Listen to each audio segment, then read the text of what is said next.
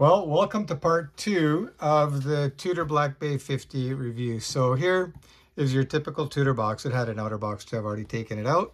So when you open it up, this is what you get. So very nice box, very solid. I think it's some sort of wood or whatever. Yeah, nice box. So you pull this out and that gives you access to the watch. So it's on a cushion here. So I'll just undo the clasp so I can get the watch off of there. And then you've got a compartment here, and here I've got some goodies stowed away. Here's the NATO strap. So you got a Tudor strap here. Actually, this isn't the real Tudor strap, but it's a clone or a copy, whatever you want to call it. But this is the color that they would come with, this kind of Tudor buckle. And here you've got the original Tudor strap. Very nice thick leather, but once you get the Black Bay on a bracelet, kind of doubt very much that you're going to be using this very much. It's of course a deployant type system, branded Tudor, and Tudor as well there, and it's a nice, very solid, well built strap for sure. And of course, to lock it, you just apply that and that, and it's locked. All right, so I'm going to put those away. I've got my extra links in there as well, and we'll stow that away. Okay. All right, so let's take a look at the Tudor Black Bay 58. That's what you guys are here for. And yeah. Okay. So here she is in all its glory. I'm going to do some close-ups for you guys so you can see how nice it is. So let's just do some quick measurements. So I like to do actual rather than just going off the brochure just to verify. So you can see this is coming in at just a little over 38. So if you go from the rotating bezel, it's 39 millimeters. All right, so 39 millimeters at the widest points, not including the crown, of course. And I love the oversized, unguarded crown, which gives it a very vintage look. I also like the fact that they did not go with ceramic bezel insert. They went with aluminum, which gives it another very nice warm feel to it. Of course, it's sapphire crystal with AR coating. So it's got all the good stuff. You know, it's a very well put together watch. It's very cohesive, and yeah, what can I say? It's just awesome. But as I mentioned to you, I was saying to you that the Christopher Ward is just as good, just doesn't have the cachet or the history or prestige that the Tudor does. And this is, of course, a bigger watch. This is 41 millimeters. This is a hand wind only. This is, of course, the automatic using the in-house. This is a Sellita SW200. But take a look at the case back on that. Gorgeous. It's absolutely gorgeous. And they use the light catcher case on this as well. So it's got nice angles. So, yeah, no doubt, Christopher Ward, bang for buck, you're getting tremendous value here. And it's one of the first adopters as well of the quick release bracelet. Let me just kind of zoom in a little bit. Actually, I'll keep it zoomed in for you guys. Okay, so you can see there, you've got these two little levers that you squeeze in, and that'll pop the bracelet off. Now, I've got to tell you guys, to get the bracelet off is very easy. To get it back on is not as easy, all right? And you can see here again, sapphire glass. It's got a stainless steel bezel with a stainless steel bezel insert with the loomed pip. And yeah, just a really nice watch. The bracelet feels very good on this too. So does the one on the Black Bay. Yeah, you can see the Black Bay is a little bit. This is 22 millimeter lug. That's 20. And it's got a nice taper as well, which I really like. The buckle on this I like as well, but it lacks the micro adjust. Luckily for me, I'm one of the fortunate ones where my 7-inch wrist, it fits perfectly. And you can see here, it's got these little detents, and they're made of ceramic. So when you fold over the clasp, you lock it like that, and that goes like that, and you're in. Now, for those of you that are paying close attention that know these watches, you probably noticed something different about this bracelet. It's got no fake rivets. What happened? Did the Canadian watch monkey remove them, or did you buy a bracelet that didn't have them? This is an aftermarket bracelet. I didn't take off anything. So yeah, there are aftermarket bracelets available.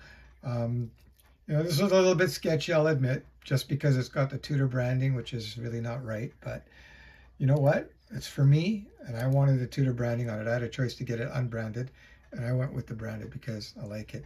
And the scary thing is the branding is 100% correct. They did not miss a single trick on this bracelet. You put it next to the original, you really can't tell, except for the fact, if you're in the know, that you've got it's missing the rivets.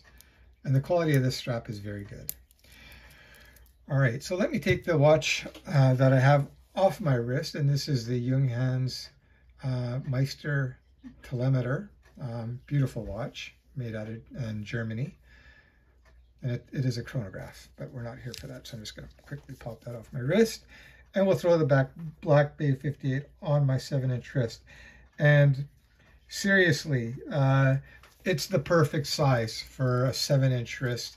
If you've got an 8-inch wrist, you may want to go for the Black Bay 41. It's a little thicker as well, and a little bigger. So I'm just going to zoom back out again for you guys. So you can see that wears, in my opinion, perfectly. I like the size. Not too big, not too small. I think that looks just perfect. Just to compare, I'm going to throw the Black Bay 36 on my wrist as well, so you can see what that looks like. This is on an Uncle Seiko bracelet, which is just awesome as well. All right, so we'll throw that on. And you can see that looks good too. For some people's liking, it may appear small, but I really like the 36. Actually, I really like 36 and 38 millimeter watches these days. Maybe it's my old age kicking in, but I think that looks nice, real nice. Like real nice. What do you guys think? Leave your comments below. All right, and then I'm going to show you the big boy. Okay, so that's the Christopher Ward. This is 41. It's a thinner profile for sure. They're using the light catcher case. Again, phenomenal build quality on these Christopher Wards. And you can see there, definitely a bigger watch, a bigger wear. Still looks great. It helps out that the bracelet is tapered. And you can see Christopher Ward really does make great watches. There's no doubt about it, guys. They really do. All right, but let's zoom in on the Black Bay 58, the star of the show for today. And just look at that watch. It's stunning. It really is a good looking watch. And like I said, the only thing that it's guilty of, and maybe it's too perfect and a little bit boring, but what a great watch. And this is the one that I brought back to life. This thing was beat pretty badly, and with a little bit of love and polishing and that, I brought it to like new condition again. So as I said earlier, if you're thinking about getting a Black Bay 58, I would highly recommend it. Now is a great time.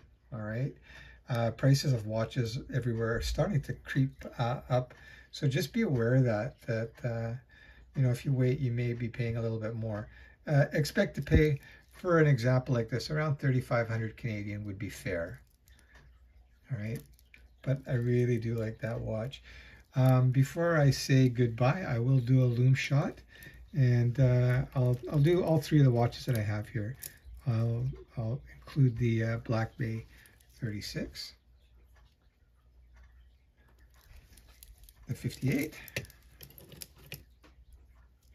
and the Christopher Ward C65 Special Edition. This is very hard to come by, guys. Anyway, let me turn off the lights and we'll do a quick loom shot.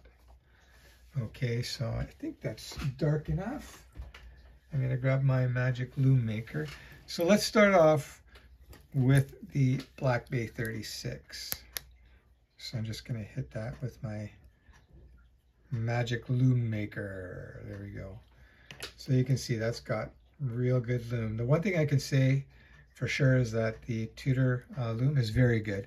That lasts all night. Of course, the real brightness wears out relatively quick, but when you wake up in the morning, it's still glowing a little bit, enough to be able to read it anyway.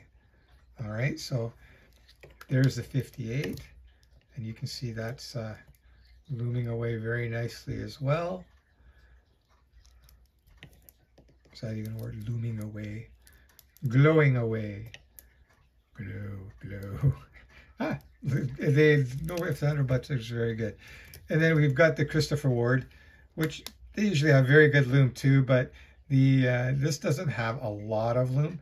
But what it does have, it's applied very nicely.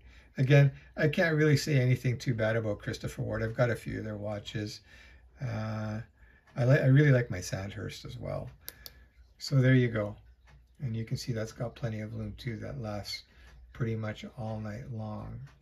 I would say these are on par with the Seiko Lumabrite. Yeah. So that's it, guys. That is a wrap. I hope you enjoyed that episode of the Canadian Watch Monkey. And let me turn back on the lights. So yeah, if you're thinking about a Black Bay 58, go for it. In my mind, it's worth it. Just a super do-everything watch. It's very versatile. Can be dressed up, dressed down, sideways, whatever. It's also COSC certified, by the way, so that means it's regulated in 4 positions and very accurate. Just a great watch. All right, take care and have a good night.